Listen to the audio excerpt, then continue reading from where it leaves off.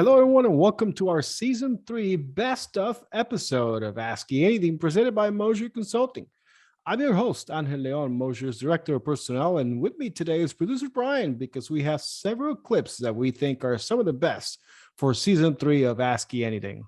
It's Cliporama time. It's time for clips. It's the best time of the year. We do enjoy doing these, and I know Brian does because when we're recording these episodes, he has his little notebook down and he has his little timer. And so anytime anybody says something worth remembering, he's marking it down for the time and then basically clipping it for exactly this purpose. So, Brian, what can you tell us about what we've got going on today? We've got clips from a lot of different guests. And yeah, this is one of my favorite things. When I was a kid, I collected quotes. I'd be reading a book or something and a character, or if it was a biography, a quote from a famous person I like, I have notebooks that I would write them down in what was said, who said it, and a lot of times the date that I found it. So now I get paid to do that, which is really cool. It is. And really to go back and listen to all of the people that we interviewed, whether they were internal to Mosier or external, so our special guests, it was really a treat. And every time I feel we get a lot of these little gold nuggets of information that we just can't wait to share again. And of course, we'd be remiss if we didn't tell you to go back and listen to some of the full episodes from some of these quotes that we're going to give you today, because really the context of the quotes is great. You're going to get it right away. But I feel like the conversation around it is definitely worth another listen to. And if you haven't done so, go back and listen to it, because we've got people that from all walks of life, from different businesses that do different things, that just give us all this great information. And starting us off was really one of our favorites, if not the favorite for this year. No offense to anybody else, but Brian Neal. I mean, talking about personal branding with your truly authentic self. I mean, you can't build a personal brand from the outside in, is something that he says on this quote. And it really, that I know stuck with you because you had some stuff that you wanted to talk about it in there. Yeah, to complete the gold nugget analogy or metaphor, when you find nuggets, if you follow them back, you can find the mother lode, the huge deposit, the absolute riches beyond measure. And Brian Neal's episode right out of the gate was to mix sports metaphors, because the other interesting thing about him is that he's an NFL umpire / referee. So to mix sports metaphors, an absolute home run right out of the gate. And just being touchdown. Let's call it a touchdown. But he absolutely, when he's talking about personal branding and how important it is to be your authentic self, and that a good brand is polarizing, because people need to know how to feel about you or your brand. And then when they know your authentic brand, your authentic self, then they know how to react, and you know how to react to them in turn, because you don't want to be around people that don't like being around you, or that you don't enjoy being around.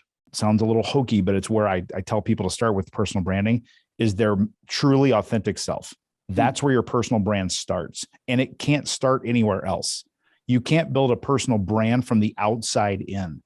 And so many people try to do that. They're like, oh, I'm going to start a podcast. I'm going to do my thing. And when I'm going to be this guy or that gal and do this and that. And it's all, if it's fake, it's fake. Everyone sees right through it. So the first place when people say personal branding, and you're like, where do I start? I don't even have a LinkedIn account. I don't know about Instagram. I'm not good on camera. You're starting at the wrong place. You start with your authentic self and your heart and soul, and build it outwards from there.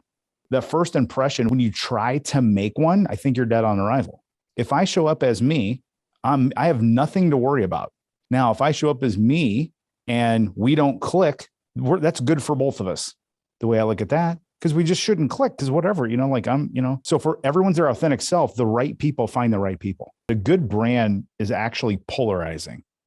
And that means a good brand gives people enough information in its brand to let that consumer, the person, make a decision whether they want to be a part of that brand, buy it, consume it, or not. And when we talk about personal brand, I think we have to look at both sides of that. The goal is not to pull everyone in. The goal is to let everyone make the right decision to say, Matt's my guy, Brian isn't. And that decision be a good decision for them. Because a good personal brand should say, yeah, you're my person or you're not. And that's okay. Either of those things can live in the same space. That really struck a chord with me. I was like, yes, that is a personal philosophy that I already hold. Yeah, I don't want to be around people that I annoy, and I don't want people who annoy me to be around me either. So everybody be who you are, and we'll get each other sorted out in pretty good order.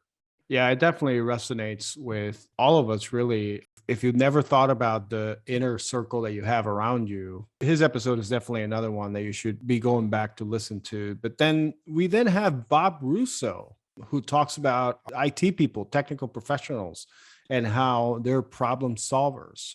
And a great voice. Unrelated to what he says is the way he says it. He's got a really, really soothing, very pleasant speaking voice. So Yes. definitely go back and check out that episode, because it's a good listen for the information. And it's just a good listen because he's got a great tone. No, he does. He should be making audiobooks for somebody. I don't know. He should be he should be probably reading books for people. And a really interesting career, just getting in at IBM.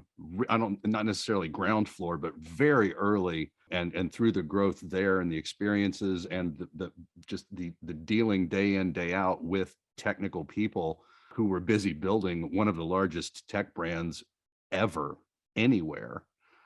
He's got a wealth of knowledge to pull from, and it was really great to have him here sharing some of it with us. Technical professionals are different than almost anybody else, and we manage them differently. The first thing that I remember about them is they are professionals. They spent a lot of time, and they're very serious about their work. They spent a lot of time to train themselves, to gain the skills, and to learn to become the best that they are in whatever technical field that they're in. So to respect that professionalism is very, very important, because it helps them be seen.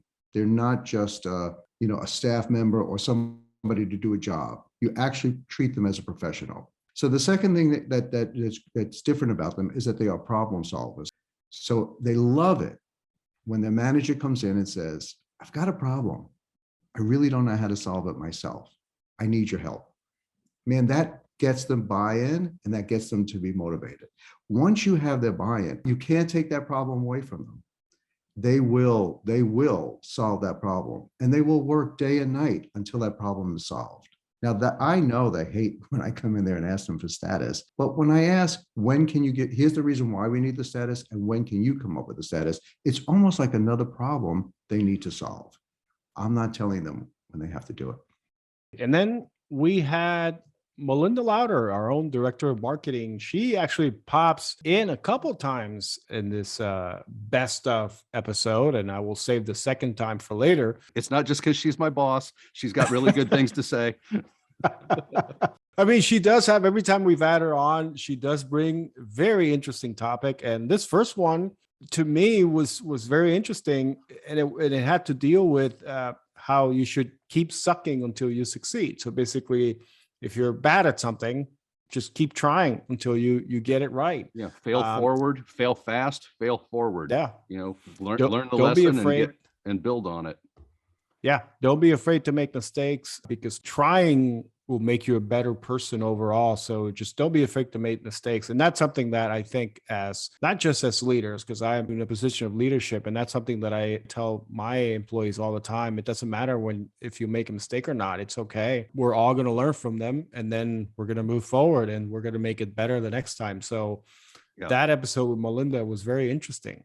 Yeah, as long as it's not fatal, it's a way to grow and learn and to be better the next time around. And if you embrace it, our goal isn't to fail, but failure is not the end of our process. It's part of it. If it happens, okay, we've learned some things, keep going. Students who are allowed to make mistakes, and she called it errorful learning. If those were followed up with corrective feedback, the students excelled and did very well, learning their own lessons from the mistakes and being guided in the right way. Being free to make errors frees us up for innovation, because you're not going to innovate unless you're trying new things and figuring things out. And some of those things are going to be mistakes. They're going to be wrong. You can't be afraid of doing that. What happens is, when a mistake does happen, which is going to happen, people seize up. They feel anxiety about what this perceived failure says about them, about security with their job. It's really a stressful situation. But what we need to think about is, what if we assessed mistakes with a growth mindset, right? Learning from mistakes at work might look like discovering how to better plan for the unexpected. So, I made this mistake because I wasn't prepared for these situations that could happen. It could just involve a personal change, like I need to become more detail oriented. I need to work on that. But, basically, instead of focusing on the mistake, focusing on what can be learned, how you can turn that into a growing experience. Mistakes can make us better people in our jobs and in our life if we give it the room to let that happen. Yes, absolutely. And then something that was an interesting episode as well for me was Becky Luth, our own Becky Luth, where we were talking about project management, and she mentioned something very funny that you can't spell that without the word nag. Project manager cannot be spelled without nag. And usually Yeah. like the pressure's on me, like, man, we need a title for this episode. I got to come up with a couple, but that one came fully put. She came with the title in hand, mentioning, and we're like, okay, pressure's off on this one because there it is. That's a great title. And I mean, kudos to her because she definitely was a project manager for that episode. She came prepared. She basically gave us everything that we were expecting and more. And a quick congrats to Becky and her family on the birth of their daughter. So Becky just had a daughter recently, so we want to congratulate her and welcome her to the Mosier family. I can't tell you how many times having good relationships and being transparent and over communicative, and again, being able to utilize those soft skills that some people just really don't want to take the time to do. There's something in project management called stakeholder management. And it's, again, just being really engaging at the appropriate level with everyone who's impacted by that project. So all of the stakeholders. Here's this thing that has happened. We want to keep you informed and figure out how you'd like to move forward. And again, just having those relationships, I can't tell you how many times that has helped me be able to keep a project on track and or get something back on track when it's derailed slightly, because people know that we're doing our best. Again, just like having that empathy for other team members and all of the stakeholders who are impacted, that goes a long way. I can't even tell you. Hopefully these kudos will ease the sting of the sleep deprivation that she is most likely experiencing right now. Yes. As somebody who, as all of you know, has an 8-month baby. Yes, I'm getting out of that phase right now. So that's very positive for me, but she's getting into it. You're able to sleep. I have a 15-year-old and a 12-year-old, and I'm not in the able to sleep phase yet.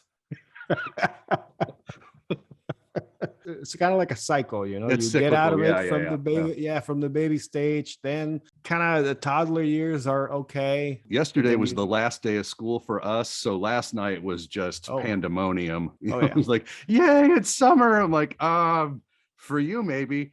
I got to work tomorrow. Everybody hush.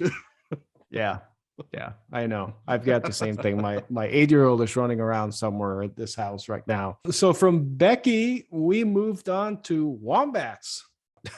Well, Chad Wheat with the all-star analogy. Anytime coming up with a subject, he can encapsulate it so quickly and so perfectly. I can teach a wombat to press the right buttons in the right order.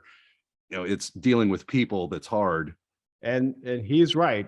We can certainly teach a wombat to, no offense to the wombat animal kingdom, but Chad is always bringing some of the best quotes and really a lot of depth of information from in this case, in this episode, what do you need to become a successful help desk individual, somebody who basically does what they do on a day-to-day basis, and really talking as well about where IT folks within that realm are going into the future. So a very interesting episode, to say the least. Buttons and code and procedures you can learn. That is relatively easy compared to people. Dealing with people can be very difficult. Yes. We can train a wombat to do this job with the technical skills and how to push the right buttons and everything. But in IT, it takes a lot more than just technical acumen. I think the first thing that, especially in a help desk or service desk environment, it takes empathy.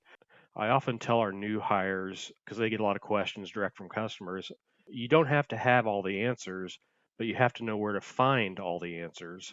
And yes, even IT guys use Google. When you're working in IT, especially again in managed services on a help desk, for example, you don't exist in a vacuum.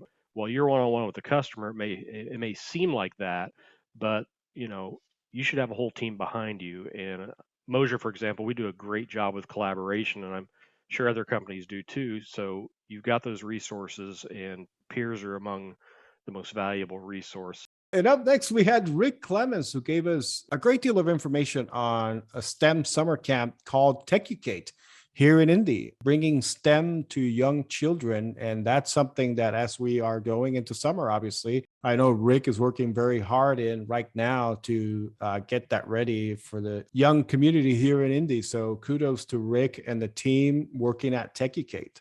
Yeah, I know he's very passionate about that camp and those efforts that he's making. They're gaining ground, they're growing, and I was really happy to talk to him about that and help get the word out, because that's something that my younger self would have very much enjoyed doing when I was a kid. I would have loved to have heard about something like that. Ah, yes, to be young again. Youth development's just really important, and we don't see a ton of it. We see it's really growing in sports. You have all these private coaches in baseball and things, but we haven't seen a huge growth in the STEM area. But it is more and more common. The ages are getting younger. So the goal here is to really introduce, electricity, Arduino, and give these very high level concepts so it's not so out of scope and out of reach for people once they get older. You can start at a young age and really start to introduce these concepts. Really introducing this to kids, it's hard because if you're not exposed to this, whether you have parents or siblings or someone it's kind of out of reach. You just see these crazy, I need to know math and I need to be this genius. And it really seems out of reach. So introducing this to those freshmen, sophomore, juniors before they're entering into their, whether it be college, post-secondary, boot camp, really kind of gives them encouragement and hope that they actually have already been exposed to this and it's not as complex as it may seem, and it's not out of reach. So it's kind of this momentum to continue down this journey and really dig into this potential career path. So speaking of something that's going places, that was our next guest from Upsearch Baltimore, Corey Bailey, who is, as you heard during that episode, and if you haven't, please go back. This is a great initiative out in Baltimore. They're helping to build a tech community in the city of Baltimore to bring that community up. And they're doing a great job. I mean, in 1 year, my God, everything that they've done in that time frame has been amazing. And they're just getting started. They're a great community out there. They've got great support from their local communities. And so it's such a great story. And it's one of those things that you love to hear, because the work that they're doing out there, it's phenomenal in Baltimore. So the start they got, like this early evolution of the movement. I mean, that's somebody we should bookmark and talk to again in like season 6 or 7, because that'll be like a year or 2 from now, and just check in, because I'm looking forward to seeing what they've done between now and then. Like it'd be fun to check in with them. And everything they're doing. From one of the quotes that really resonated with me from their website was that they were not trying to be just the next great tech city, because there's a ton of cities out there in the US that are trying to claim a stake, at that title, but they're trying to become the country's first equitech city. So kudos to Upsearch Baltimore. And again, thanks to Corey Bailey, and thanks to Althea Stevens, our very own Althea Stevens, for bringing Corey and for being a part of Upsearch Baltimore, for representing Mosier within that Upsearch Baltimore community. It's a great thing to be a part of right now in Baltimore.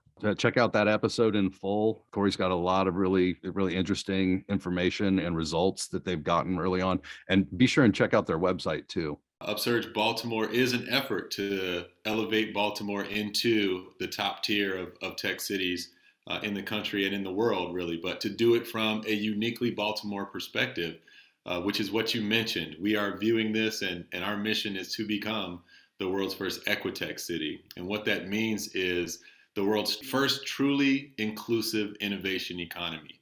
From the very beginning, there are a lot of cities that we are learning from, the brain hubs that are out there. You think about San Francisco, Austin, Boston, New York, LA, but those also happen to be some of the most wealth divided cities in our country as well because of dislocation and gentrification. So we prioritize a lot of the same work and effort that goes into elevating a knowledge economy, working with founders and companies, access to capital, talent development and pathways, collaboration and connection within the ecosystem. But we also very intentionally focus on sort of storytelling and marketing, telling a new story for Baltimore. People that are here know the energy and effort that's going into how we're building our city. People outside of Baltimore haven't quite caught on yet. And bringing everyone together and bringing this effort to bear around the idea of becoming the world's first Equitech city has been really powerful in pulling those connections together, all sort of saying, hey, there's something really special happening in Baltimore. How can we plug in and help? So it's a citywide effort, and it's been really, really phenomenal to watch. Going from Upsurge Baltimore, we moved on to World Password Day with Alexander Johnson. He gave us a lot of good insights into what to do and what not to do when you're building out your passwords for your different websites, whether it's from a personal standpoint or for your work password, which, by the way, if you're listening, both your work and personal passwords should be different. That was a terrifying episode to try and produce, because I'm like, I need to listen, but I also need to run around and change a bunch of my passwords. It's like I need to focus, but I also need to create a list of a couple of places that I need to go and update some things. It was probably one of the, if not the first, one of the few episodes where I was actually just making mental notes and actual notes as he was talking, because there's a lot going on. And if you haven't listened, go back. He talks about a tool that there is online where you can actually see, based on the password that you use, how quickly a hacker could figure out what your password is. So and I'm like, we should have had him on at Halloween, because this is terrifying. Like, oh no, that very secure password I spent all that time thinking up with a brute force. It was like 6 minutes, I think. I'm like, well, great. So it's like, even the thought of password length being almost more important than password complexity, because you have just infinitely more character combinations across length. So and password phrases was a newer concept to me. I got a special character. I got a capital letter or two. I got a number. I got a, whatever, punctuation and other things in the password. That should be good. Oh no. I'm okay, but is okay good? I'm good, but is that good enough? And after that episode, I had very clearly determined about, I don't know, 8 minutes in that no, this is not good enough. I have some work to do when we're done. All I could think about when you were saying that is, when you go to a website where you've never subscribed or something, and they ask you for your password, and then they put that little bar at the bottom that goes from like red to yellow to green. It's just the same thing. It's like when we were having that conversation with Alexander, it was like, oh God, I feel like I'm in the red all the time. I would have sworn that I was free and clear and well into the green, and here I am, and every word he says is pulling it closer and deeper into the red. Okay. No. NIST and other security resources have been leaning towards password length being greater than, or a bigger, better factor than, password complexity. Both should be utilized, but research is showing that the length more greatly affects how easily a password can be cracked. When you're discussing a password, no matter how complex that is, a passphrase, even if it's more simple, but of course you should still apply that same complexity, would be much harder to crack. Going back to that principle of something you have, or something you are, or something is your password. Something you are, it recognizes your machine, and then potentially something else you have that can be a authentication code or a token that is sent to you via text message, phone call, another email, etc. It really depends on the type of service that you're using, that you would also have to enter in order to access your accounts. And why that's a good thing is, let's say that your information is somehow compromised, and somebody in another state or another town, whatever, tries to access your information. They know your credentials, they know your email, they know your password, and they put that in. If set up appropriately, rather than them just being able to get in, that will go to directly to your phone and it'll say, hey, you're trying to log in here. Here's an authentication number. And that should alert you. And you could be able to say, well, wait, I was never trying to access my account.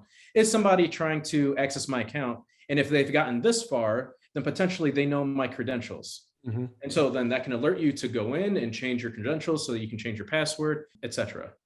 Go back to listening to that episode. It's like Brian said, it might as well be a Halloween episode because it's it's gonna haunt You're your like, oh password no. drapes. Yeah, the call is coming from inside the house. Run, run, run. Oh, shout out to Alexander. He was a great guest. So from World Password Day, we move on to human-centered design with Adrian Watts and Sarah Moore, where we talked about Mosier's offering within human-centered design in data and analytics. A very interesting topic. I mean, just going about what they do to get the results that organizations want from their data. It was amazing to see the process and basically the 5-step process basically, and then sort of like that 6th step that we add as an organization in the end was very interesting. Yeah, especially when clients come in thinking they already know the answer. They're coming in with a confirmation bias. They're looking for like, okay, we know what's going on, but we're going to go through this, but we know what it's going to be. And then it absolutely is not the thing that they were anticipating or what they're hanging their hat on. Like, no, it's not that, it's something else. And having the data to point to, to prove it's not like, this is not opinion. Here's the data. Yeah. That's got to be a fun meeting to be in. Well, because people can react to that one of two ways. Like, oh my gosh, thank you so much. Or just mad. Yeah. Why? Where did you get that? No, I mean, the process itself, and we're not going to go over the process here, so go back and listen to the episode, but the process itself, when explained, it's a very easy 5-step process. Obviously, the nitty-gritty, the details that go into each piece of the puzzle, into each step of the process is definitely more complex than what it sounds. But at the end, the results that they get, as you were saying, it can be a good thing, or it can be something where then you need to address some things. And then Mosier as a company does add a separate step called Drive. So if you haven't listened to that episode, go back and listen to it. It's very interesting. The more discovery that we do and the more questions we ask, the deeper we dive into the data points, we learn new things. And that's a journey that we walk with the client, right? So that they are pivoting as well. And as we can show them more data points, or they hear feedback from other teams or users, that sometimes our direction will change a little bit, or that they need the same data maybe represented 3 or 4 different ways, or different pages or different reports for different groups of users or teams. And that happens a lot. The other thing that happens a lot is they think they know until they see their actual data.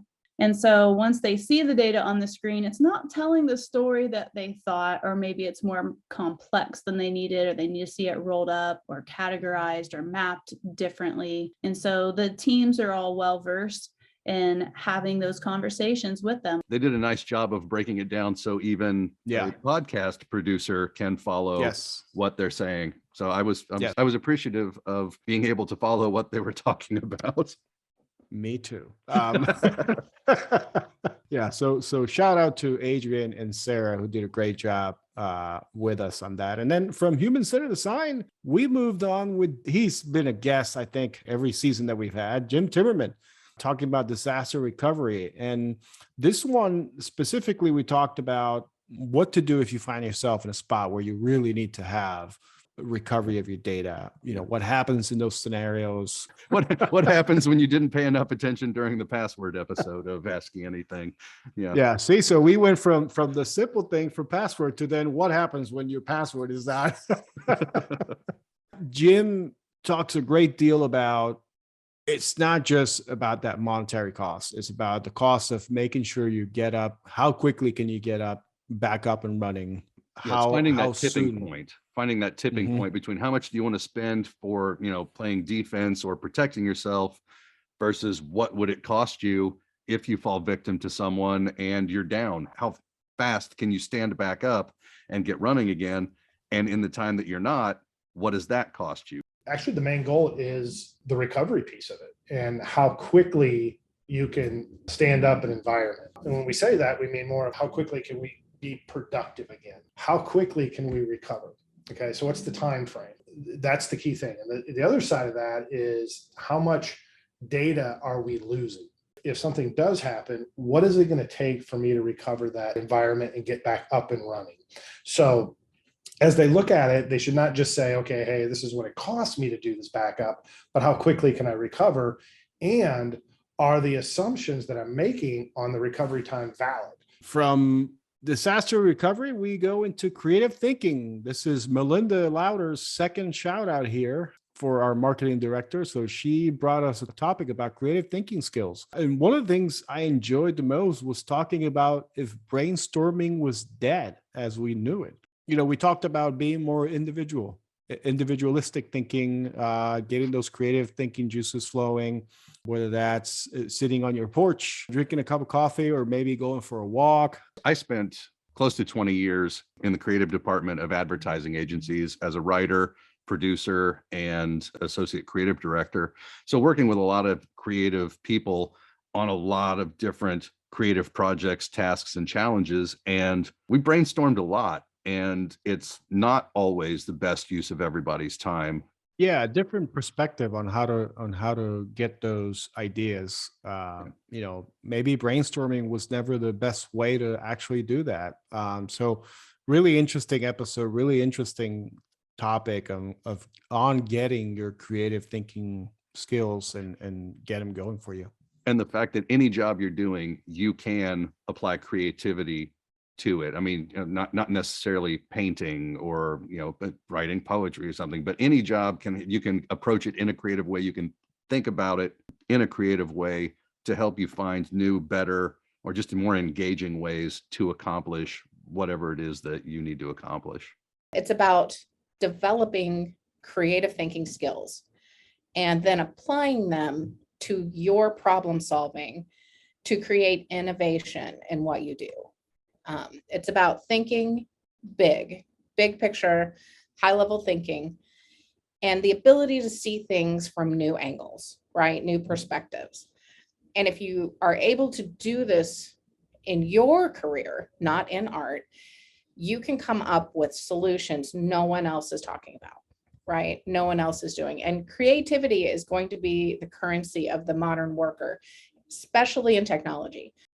And then our last special guest of the year was Mr. Frank Agan, and he came to us to talk about networking in the modern world. And he had some interesting takes on that. I was really interested in listening to him in how he had started communicating. Because, one of the things that we talked about in the episode is how when you're in person, obviously you can see the mannerisms, of the person. One of the ways that you network is to imitate those mannerisms. So if somebody like crosses their arms, you start crossing your arms, kind of just try to mimic all those things. So he tells us a story about how he had to change the way he networked from being in an in-person situation to now in a Zoom environment, a Teams environment, etc. Yeah, it was an interesting episode. He had some great takes. One of the questions I always get with respect to networking is what can I do to really impact my network today, my relationships today? And what I tell people is find something you're passionate about and go volunteer. I mean, there's lots of groups, lots of organizations that need help. They need support more than they need money. I mean, money's great, but people's time is invaluable, right? You can't get that back. And so I tell people to get out there and volunteer their time. They're immediately thrust into a world with other people who have the same passions that they do. They never have to talk about what it is they do. I mean, Mosier, that ought to be the number one initiative. Everybody get out there and do something, right? Because people will find out what they're about. The second thing that happens when we get out and we volunteer and do things in our communities, however you want to define your community, is that even the people who don't share that same passion see you doing it. And just by the nature of us being hardwired and looking for people who are willing to help other people, when they see that you're involved, they'll come to believe that you're a good person. So that's that's my one bit of advice for people. And of course, as we wrap up this episode, we can't forget to mention our data analytics series and our really unique Star Wars episode this year, where we talked about our Star Wars trivia challenge that we did last year. We spoke a little bit about the current Star Wars world and where it's going, where it's heading, and we broke off for a brief Lord of the Rings discussion, and we even talked the new Willow series today before getting started. So a lot of fantasy, sci-fi, Disney related discussions this year. Yeah, so kudos to that episode, and I mean, I don't want to pat my own back, but I placed second this year in our Star Wars trivia. So I'm not going to be the guest. That's going to be somebody else next year. But it'd be weird to interview yourself anyway. Yeah. So, I mean, we probably do it just like we do this, just you and I talking and just. But no, it was a very fun episode. And then we had the actual Star Wars Day for Mosier this year on May 4th, and we had a lot of fun with the trivia and with the events surrounding that. I'm going to be as humble as possible when I say this. The reason I never place in the trivia contest is because I'm the one that writes the questions. Mm-hmm. Yes, so, yes. It's like, Brian, why don't you ever win? Because I write the questions. Yeah, he can't cheat. So we don't let him. But shout out to you, because those questions this year were very good. They were hard, but they were entertaining and they were good. I mean, we'd like to thank you again for listening in to this week's edition of Ask Anything presented by Mosier Consulting. We hope you enjoyed listening to our end of year recap episode. We'll be back for our 4th season. Wow, can't believe it. Sometime in late July or maybe early August. We've yet to figure out the schedule, but we will be back sometime in July of 2022. So please stay tuned for that and much more. We'd like to thank those of you who have listened in during our 3rd season. We really appreciate your time with us, and we hope that you come back when we return for season 4. We really enjoyed producing these episodes. We really enjoy talking with our guests, whether they're internal or external. It is a blast to do so. I like talking to people who know more about something than I do. It's one of my favorite things, and it's such a great way to learn something. So this is a really great opportunity to do that. So yeah, thanks for listening. Yes, it's a great learning experience, really, for all of us, not just from the standpoint of, we get to interview these people, but before every episode, we do a lot of work to make sure that we're prepared and that we know, especially when it's somebody from outside of Mosier. So we do want to obviously talk with them, but also be in a conversation with them, because sometimes it's hard to bring somebody in where they've got a topic, and we want to make sure that we can stay with them. So there's a lot that goes on behind the scenes that obviously not a lot of people see. So I do have to give kudos to this man for helping us produce, because really, I mean, what you hear is perfection. I do what I can. I do what I can. You make it pretty easy with your hosting, but I'm happy to help in whatever way I can. This team, obviously the Mosier marketing team is a great team. Brian, Melinda are great. And we really want to bring you guys a good product. And we really want to bring you guys a good recording from these episodes. And shout out to our designer, Jade, for the episode graphics and everything each week. And for the stuff for our promotional materials, everything always looks great. Yes. Again, this is a whole team effort, the marketing team. And I mean, I am not part of the marketing team, obviously. I'm director of personnel, but I feel like I'm a part of this marketing team because we meet for these episodes weekly, if not more. I mean, to produce these episodes. So those guys, the marketing team, they do a great job making sure that we are putting these things out there and putting a great product out there. So thank you, everybody, for doing that. And once again, thank you all for listening. For producer Brian and Mosier's marketing team, I am Angel Leon. We wish you a happy and joyous summer. So long, everybody. Wear sunscreen.